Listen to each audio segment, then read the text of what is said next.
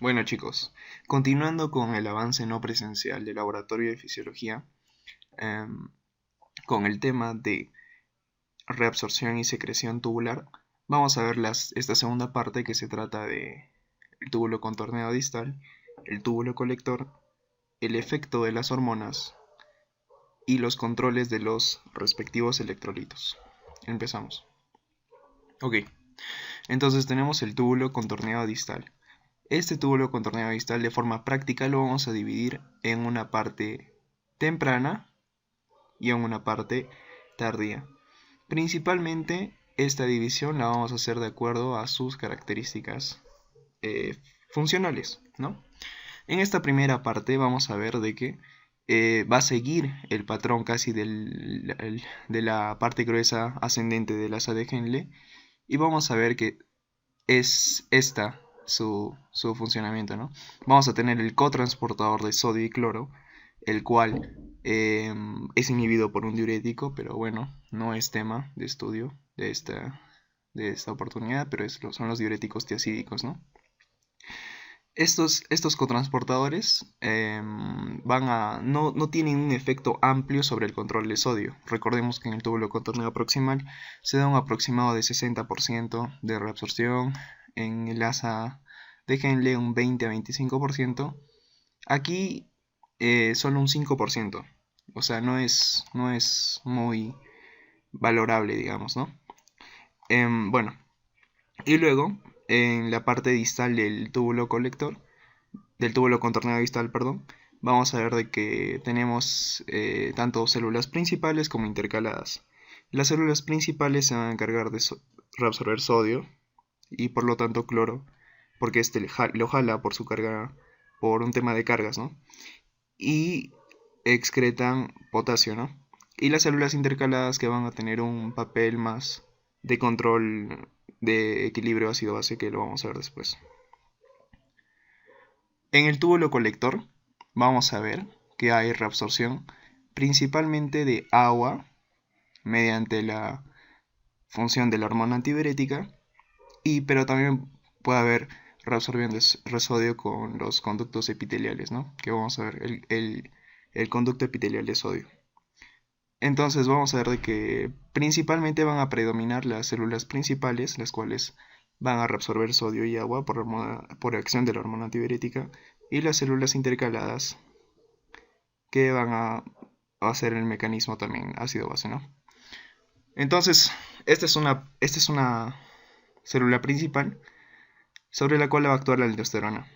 Esta aldosterona va a actuar de forma que estimula esta migración de estos canales epiteliales de sodio que van a ir a la parte al lumen, ¿no? Al lumen del tubulín y se van a expresar. Entonces este va a generar el ingreso de sodio y también va a estimular a esta bomba que es el intercambiador de sodio-potasio, el sodio-potasio ATPasa. De esta forma se va a dar la reabsorción de sodio y la excreción de potasio. Aunque también sobre este canal epitelial de sodio va a actuar otra hormona, que es el péptido natriurético atrial, ¿no? ¿En qué situaciones se va a secretar el péptido natriurético atrial? Cuando existe una gran sobrecarga de volumen, esta sobrecarga va a estar principalmente el afectado va a ser el sistema circulatorio. Entonces va a distender las paredes de las aurículas y los miocitos que están en las aurículas, al distenderse, van a secretar este péptido natriurético auricular. ¿Cuál es su función? Como su nombre dice, natriuresis. O sea, va a cerrar, por ejemplo, este canal epitelial de sodio, entonces no va a permitir el ingreso de sodio y por lo tanto va a producir natriuresis, o sea, eliminación de sodio por la orina. En casos de sobrecarga de volumen, que es en la cual se secreta, va a ayudar a disminuir esta sobrecarga de volumen, botando sodio y agua. Este es un gráfico de las células intercaladas, las cuales hay las tipo A y las tipo B. Las tipo A trabajan secretando lo que es hidrogeniones, ¿no? Vamos a ver de que esto se va a activar cuando uno necesita secretar hidrogeniones en la orina, o sea, cuando uno necesita acidificar la orina. Cuando está en una situación de acidosis. O sea, es el mecanismo de regulación ácido-base por el cual vamos a tratar de liberar nuestra acidez por la orina. Entonces vamos a ver de qué. Ahí es donde actúan estos tipo A, ¿no? Y mediante estos intercambiadores que vemos, ¿no? Por ejemplo, el de potasio con hidrogeniones, la bomba de hidrogeniones, que este es una ATPase de hidrogeniones, una bomba, y el intercambiador de bicarbonato con cloro acá en la parte que se comunica con el lecho sanguíneo, ¿no? Y de igual forma, bueno, de forma contraria, mejor dicho, está las células intercaladas tipo B, que estas se van a encargar de intercambiar, de secretar en este caso bicarbonato. ¿En qué caso necesitamos secretar bicarbonato? En casos de alcalosis, ¿verdad? Entonces, esa va a ser la función de las células intercaladas. Vamos a ver de que este es un gráfico en el cual podemos ver que en la parte de los túbulos colectores medulares, vamos a ver que, como dijimos, tienen acción de las células principales, las cuales van a reabsorber sodio y agua, como se observa en el gráfico, por acción de la hormona aldosterona, ¿verdad? Las células principales. Y más abajo va a actuar principalmente en la vasopresina, o también llamada hormona antidiurética, ¿no? Estas van a tener un efecto de retención de agua, el cual es más intenso. Y también va a haber un efecto de reabsorción de urea, que vamos a hablar más adelante, ¿no? ¿Cuáles son los principales estímulos de la secreción de aldosterona?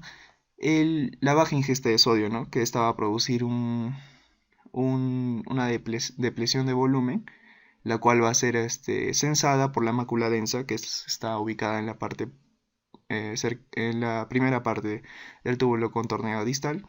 Esta mácula densa va a sensar mediante la llegada de cloro que está llegando poca agua a los túbuli. Entonces va a secretar renina y esta renina va a empezar el ciclo de lo que es el sistema renina-angiotensina-aldosterona, ¿no? Entonces vimos que tanto la aldosterona como la vasopresina van a tener un efecto en la activación de los canales epiteliales de sodio, que van a permitir la absorción de sodio de la luz tubular hacia la región de la médula, ¿no? Entonces, vamos a ver que la vasopresina también va a actuar de otras formas, ¿no? Absorbiendo agua directamente con las acuaporinas 2 y activando transportadores de urea para aumentar la reabsorción de urea. No se olviden que tanto el sodio como la urea son moléculas osmóticamente activas. Entonces, reabsorbiendo este tipo de moléculas vamos a reabsorber agua, y reabsorbiendo agua vamos a cumplir la función de esas dos hormonas, que es retención de agua. En este caso también de sodio, ¿no? Bueno, entonces, ¿cuál es la acción de la ADH? La ADH, o en este caso en el gráfico se ve como AVP, ¿no? Vamos a ver que se une al subreceptor V2, ¿ya? Esta es la parte del lecho sanguíneo, ¿no? Entonces llega a su receptor V2, activa una proteína G. Esta proteína G activa la adenilato ciclasa, la cual produce transformación de ATP en AMP cíclico, ¿no? Y va a fosforilar estas proteínas que se generan, las acuaporinas 2, van a produciendo que se migren hacia la luz tubular. Una vez llegada a la luz tubular, esta va a permitir el ingreso de agua, ¿no? Estas acuaporinas 3 y 4 que ya están en la región de la capa basal, ¿no? En la región basal, están ahí y son independientes de la acción de la vasopresina. En cambio, la angiotensina se va a ligar principalmente a sus receptores AT1, que sabemos que son los que principalmente median la acción de la angiotensina 2, porque los AT2 son receptores más escasos, ¿no? Entonces, la acción de la angiotensina va a ser principalmente AT1. Entonces, ¿qué va a producir? Va a estimular tanto la reabsorción de sodio, ¿no? De la luz tubular, va a estimular el intercambiador de sodio con potasio, ¿no? Y va a estimular la reabsorción de bicarbonato con sodio en ese cotransportador. Y todo este efecto va a hacer que esta hormona sea la hormona que tiene la acción ahorradora de sodio más potente de todas. ¿Ok? Es lo que dice el Guyton también. ¿Cuáles van a ser entonces los efectos de las hormonas? Ya hemos visto todos, ¿no? La aldosterona, entonces, por lo tanto, va a actuar sobre las células principales. ¿Cuál va a ser su efecto? Reabsorber sodio, por lo tanto, cloro, porque el cloro va a ir con el sodio por un efecto de carga. Este efecto de carga ya lo han visto, se supone que en el cotransporte triple del asa de Henle, ¿no?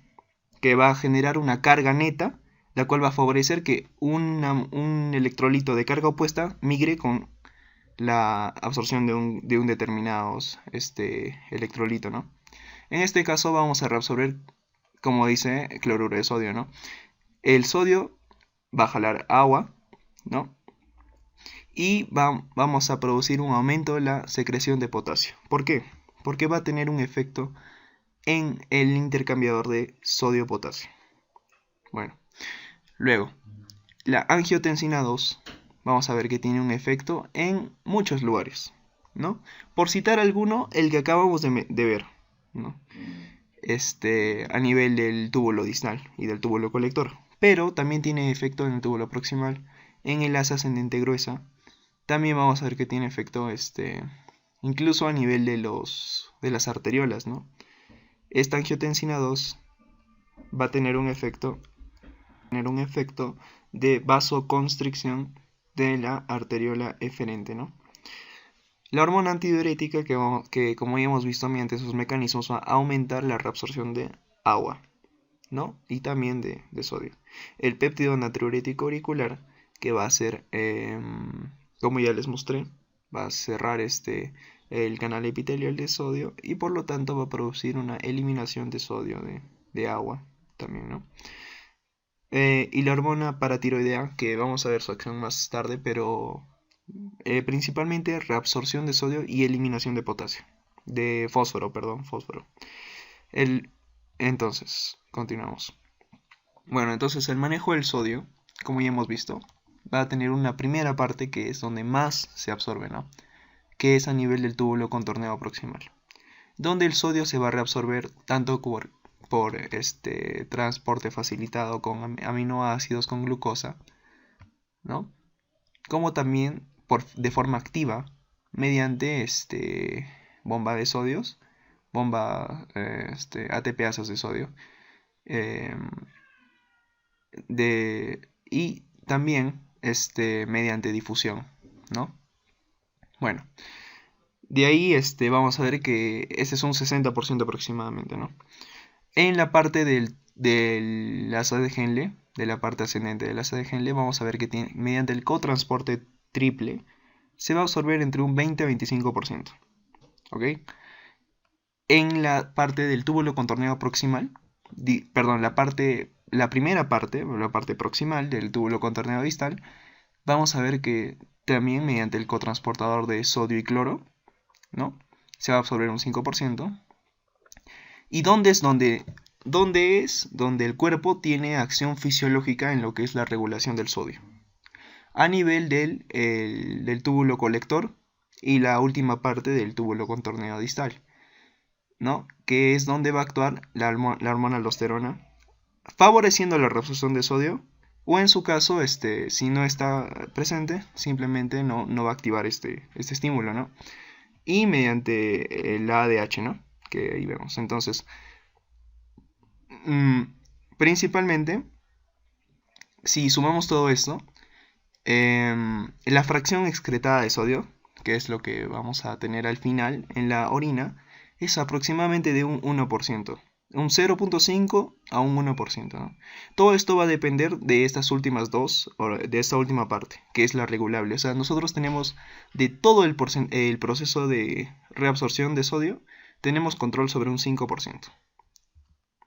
En cambio, en el potasio, vamos a ver que en la primera parte es similar, ¿ok? O sea, en el túbulo contorneo proximal se va a reabsorber un 70% de potasio. En el asa de Henle un 25%, muy similar al sodio, ¿no? Pero tenemos una importante acción en lo que es la secreción de potasio, que es mediante lo que ya dijimos, la aldosterona. Entonces vamos a tener un gran control sobre la secreción de potasio. Vamos a producir, en este caso, que la fracción excretada de potasio sea un 0 hasta un 200%, lo cual nos habla y se refleja en la parte clínica en la cual los desequilibrios hidroelectrolíticos del potasio son principalmente propios de personas patológicas, ¿no? De personas que tienen condiciones que le favorecen estos desequilibrios del potasio. No es posible casi ver desequilibrios de potasio en una persona sana porque vemos que tenemos un sistema de manejo muy variable en lo que es el potasio. No es tan fijo como es el sodio, en lo cual tenemos una forma de actuar tan limitada, ¿no? Estos últimos tres, que son el calcio, el fósforo y el magnesio. El calcio se va a reabsorber principalmente en el túbulo contorneo proximal. Muy similar en realidad, ¿no? Casi todo podemos decir de que se absorbe entre un 60 o 70% en el túbulo contorneo proximal y no nos vamos a equivocar. Luego, vamos a ver que aquí es donde varía, ¿no? En el túbulo contorneo distal por acción de la paratormona, donde su acción va a estimular la reabsorción de calcio, ¿no? Entonces vamos a tener una poca excreción de calcio en caso de que la paratormona esté activa. El fósforo, en cambio, va a ser también por acción de la paratormona, va a inhibir la reabsorción de fósforo en el túbulo contorneo proximal, lo cual nos va a permitir que eliminemos un 15%, pero esto puede incrementarse bastante por acción de la paratormona, ¿verdad? Entonces, y el magnesio finalmente, vamos a ver que solo un 30% se reabsorbe aquí, en el túbulo contorneo proximal, principalmente se reabsorbe acá, a nivel del asa de Henle, ¿no? En un 60% por el cotransporte triple, ¿no? Que va a generar una carga negativa en la luz del túbulo, lo cual va a atraer moléculas positivas, como son el magnesio y el calcio. En la urea, ¿qué vamos a ver? La urea tiene una forma de... O sea, se reabsorbe, se secreta, se reabsorbe, se secreta. Como vemos aquí, la reabsorción es bastante variable, ¿no? Pasando el túbulo contorneo proximal nos va a quedar un 50% y esta se va a reabsorber con la finalidad de aumentar la concentración, ¿no? O sea, va a generar que la médula renal sea hiperosmolar, ¿ok? Por eso vemos de que en regiones como estas, donde hay alta reabsorción de urea, es donde obtenemos la parte más concentrada de la médula, la cual va a generar reabsorción de agua acá en la parte de la asa de Henle, que es algo que ya también hemos visto, ¿no? Finalmente se va a excretar un 20% de urea, ¿no? Entonces vamos a ver que hay sustancias que se filtran principalmente. Tenemos ahí a la inulina, la cual es la forma ideal de medir la tasa de filtración glomerular, porque esta solo se filtra, no se secreta ni se reabsorbe. La creatinina, que también es muy buena para la tasa de filtración glomerular, pero esta sí se reabsorbe y sí se secreta, pero son en cantidades bajas y son tan similares las cantidades en las que se reabsorbe y se secreta que teóricamente se acerca a una inulina, ¿no? Pero no es tan exacta como esta. Vamos a ver que hay sustancias que se reabsorben parcialmente, como la urea, la cual hemos visto, que, bueno, finalmente estos valores nos van a dar valores del aclaramiento, ¿no? Que en el caso de la inulina va a ser 125 mililitros por minuto, la urea 50 mililitros por minuto, sustancias que se reabsorben completamente, que es la glucosa, que teóricamente no debería haber glucosa en la orina, pero aquí hay una cuestión de que el mecanismo de transporte de glucosa mediante los GLUT, los cotransportadores de sodio y glucosa, es limitado porque es un receptor. Entonces, si saturas el receptor, finalmente va a haber un punto en el cual va a ceder. ¿Cuál es este punto? Es entre 180 y 200, ¿no? 200 teóricamente, ¿no? En el libro dice 200, ¿no? Entonces, excedido este umbral, va a haber secreción de orina, de glucosa en la orina, ¿no? Y sustancias que se secretan, por ejemplo, las penicilinas, el, el, el ácido paraminohipúrico, que es el que se va a servir para el flujo sanguíneo renal, eh, y las penicilinas, que son antibióticos que principalmente su vía de eliminación es renal. Por eso es de que en farmacología, cuando lleven, se van a dar cuenta que cuando el paciente tiene falla renal, se tiene que ajustar las penicilinas, ¿no? Y este cuadro que les recuerda que la concentración de creatinina en orina, digo en sangre, no aumenta debido a que esta resiste demasiado los cambios de la filtración glomerular. Solo cuando ha caído un 50%, como se ve en este gráfico, cuando la filtración glomerular cae hasta un 50%, recién empieza a aumentar la creatinina, ¿no? Entonces vamos a ver de que el hecho de que no aumente creatinina no significa de que no esté disminuyendo la filtración glomerular de un paciente, ¿no?